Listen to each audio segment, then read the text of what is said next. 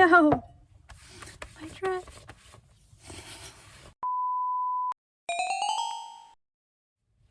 Hi everyone, welcome to Knitting Noodles. And in today's video, we are going to make a purse. Now this is going to be a little bit of a long project, so we're going to split it up over a few videos. But basically, this gives you the basic pattern to make something like this. My sister made this recently. It's pretty cute. It's got a little button opened up. She also has, she attached a ribbon to make it a little crossbody bag. This is another one that she made. She didn't like it as much, that's why she made this one. And this is an old one, which is pretty neat. And in this video, we're gonna go over what type of bag that you want and how to get started and the basic pattern, and then we'll come back next week and we'll cover on how to finish it. Okay, so for this project, what we are going to need is, of course, your yarn. I am going with the Lily Sugar and Cream. I like the look of this green. Let's see, what's the color of it? Sage green. I really like that color green. And yellow. Now make sure, it doesn't have to be this brand, make sure whatever yarn you choose is a size 4 medium weight. And I just like the look of 2 different colors. So I'm using 2 different colors here, one for the body and then one for the flap. But you can totally choose just one color to work with. These are just my options. So we're gonna get a size 4 yarn, either 1 or 2, doesn't matter. Put that over here. And then our needles, we are going to be using a size 6 or a 4.2 millimeter. So if you look at the label, you can see that it recommends to use a size 7. We are gonna go 1 lower. So if you have a ball of yarn already and it's not a 4, or you have a needle set that doesn't have a size 6, just look at the ball of yarn that you have or the needles that you have, look at that, and let's say you have a 3 and it recommends a 4, just go down 1 and use a size 3 instead.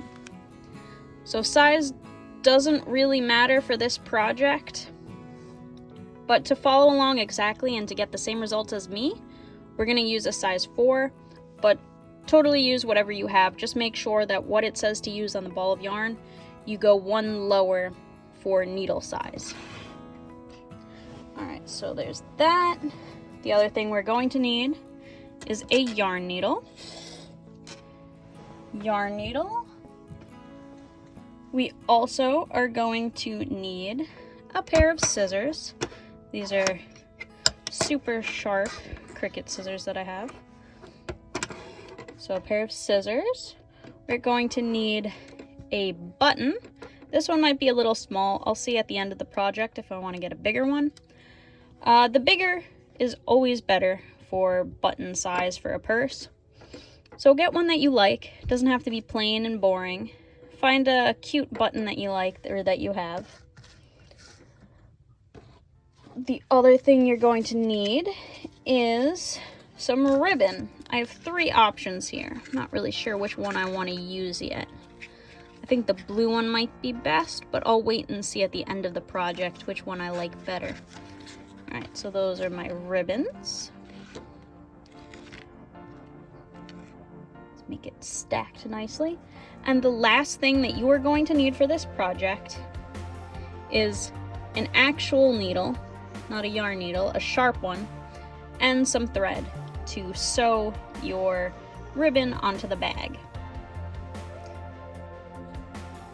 So that's the materials that you need. Now let's get into the pattern. I forgot the other thing that we're going to need is a ruler. This is really important because we're not going to be counting rows, we're going to be measuring the finished piece. So you need a ruler. Now what you're going to do is you're going to take your needles, and in your preferred cast on method, if you need a review how to cast on, video on the screen and down below in the description. Put the slip knot on the needle. Now I'm going to do single cast on today because I find it's a little quicker. So I'm going to cast on 35 stitches. So this is a little bit of a bigger project. It is a commitment. This is why we're taking a few weeks to go over it. I'm also going to make a few videos on some of the problems that you might have while knitting and how to fix those problems without taking apart the entire piece. So we're going to take the next few weeks to work on this together. Now,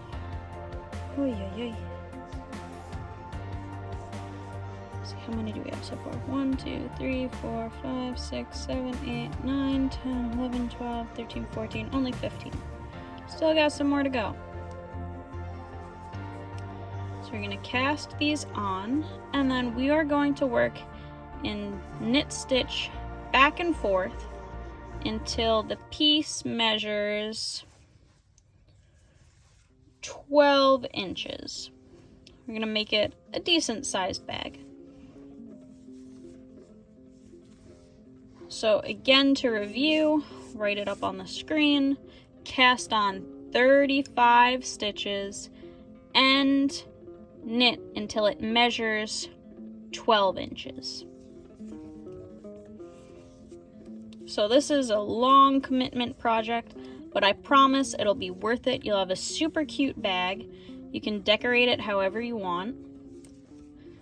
I'll show you some options that you could use. You saw how my sister decorated hers with little flowers that she had. You could get some cute buttons and sew them all over. You can sew a pattern onto it. The possibilities are endless. I'm gonna do a few more before I count again. All right, 1, 2, 3, 4, 5, 6, 7, 8, 9, 10, 11, 12, 13, 14, 15, 16, 17, 18, 19, 20, 21, 22, 23, 24, 25, 26, 27, 28, 29, 30. I think I can't cast on too much. 31, 32, 33, 34, 35. Only need that much, so I can take off the rest of these.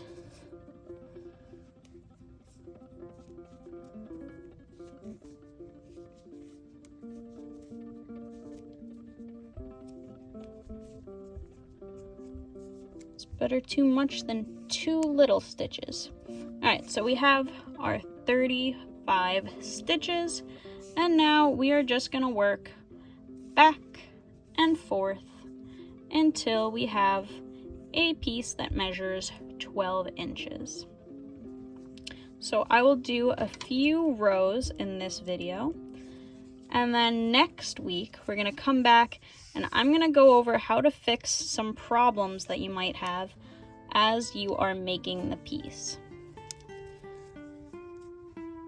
So remember, when you knit, you don't want to sit down for too long because you'll get yourself tired. I usually don't work for more than 30-minute blocks. So I'll sit down, I'll put a timer on, and I'll sit there and knit for 30 minutes straight, and then I take a break. I usually don't do more than 3 hours in a day, also because I have a baby to take care of. But the longer you knit, you risk hurting your hands. I remember one Christmas I wanted to make everyone presents, and so I was up till midnight almost every night knitting, and my hands started cramping so bad it felt like I had arthritis. I had to stop for almost a week because my hands were so cramped from knitting so much. So you don't want that to happen because that can actually cause a lot of problems. So try to put a limit on yourself. I know for me, I can get super duper obsessed with something and not want to stop. So just put a timer on and try to stick to it, and give yourself, probably to start off with, an hour or two limit is probably a good idea. Otherwise, you can get frustrated and then you don't want to knit anymore. So limits are a very good thing. Know when to stop.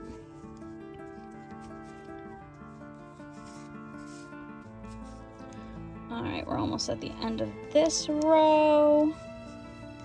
Now this is gonna look super cute. You can take it out, you can wear it to school, you can wear it with a nice outfit going out. You can make this whatever you want because it's yours and you made it yourself. Now if you want to take it to an even more advanced level, you could take some fabric and you can sew a lining for it. My sister hasn't done that for hers, but that is an option if you want a super high-tech fancy purse. You would sew 2 pieces of fabric that would fit inside of the purse and then sew it to the purse. Sew it to the inside so it has a lining so nothing can slip through any of the knit cracks, which might be nice. I'll see if I want to do that. We'll see. Alright, and the last stitch right here. Alright, we finished our first one. And make sure you count after each row. It's a very good habit to have, especially with working on a big project. It's very easy to drop a stitch. Okay, so let's make sure we still have our 35. 1, 2, 3, 4, 5, 6, 7, 8, 9, 10, 11, 12, 13, 14, 15, 16, 17, 18, 19, 20, 21, 22, 23, 24, 25, 26, 27, 28, 29, 30, 31, 32, 33, 34, 35. Alright, so we have 35 right there. And I will continue today until it measures 1 inch.